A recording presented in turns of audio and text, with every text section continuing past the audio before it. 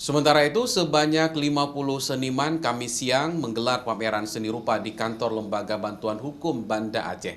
Pameran ini, saudara, merupakan rangkaian kegiatan kampanye kolaboratif 16 hari anti kekerasan terhadap perempuan di Aceh.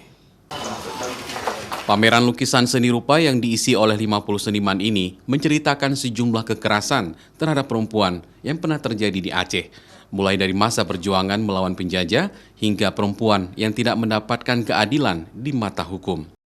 Pengunjung bisa melihat sejumlah karya yang menakjubkan, juga mengundang kesedihan.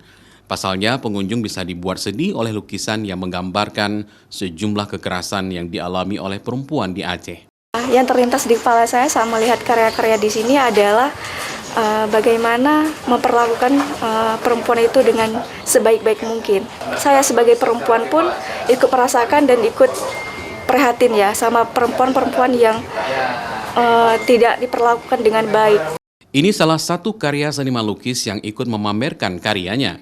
Lukisan ini merupakan pengalaman yang dialami orang terdekatnya.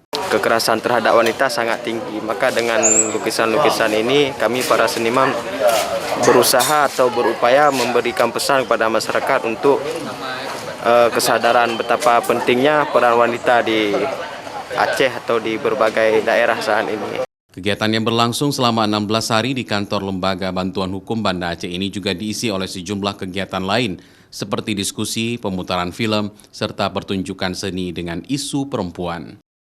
Syahril, Kompas TV, Banda Aceh.